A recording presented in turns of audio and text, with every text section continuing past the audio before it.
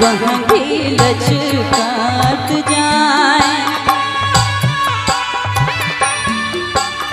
हुई ना बलम जी कहरिया, बहंगी घाटे पहुँचाए।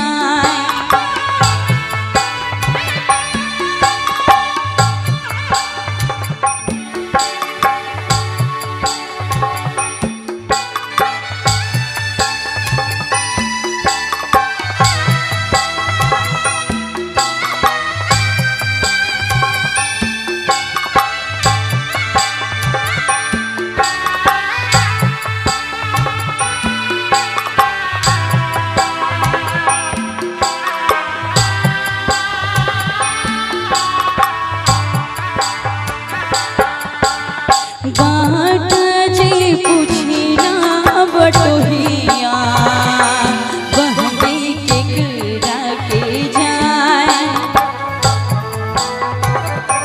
तू तान्हा रहबे बटोहिया, बहंगी छठ मैया के जाए।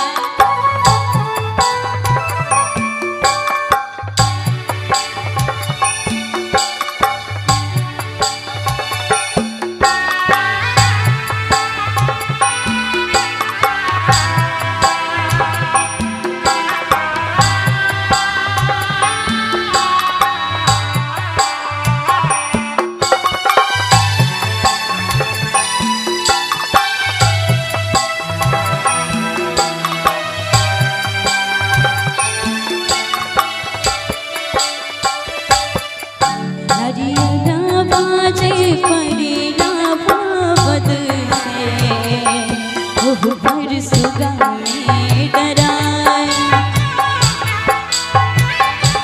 दूजी मरो बोरे सुगवा धानुक से, सुगवा गिरी मोर छाए।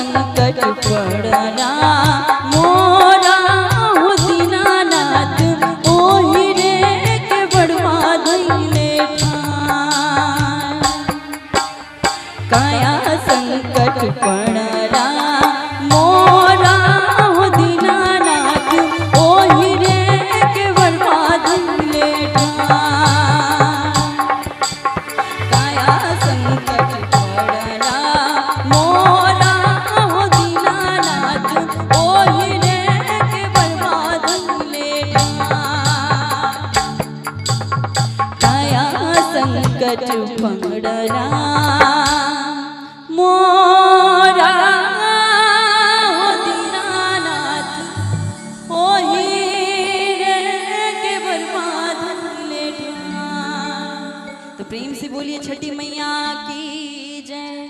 जो भी गलती सलती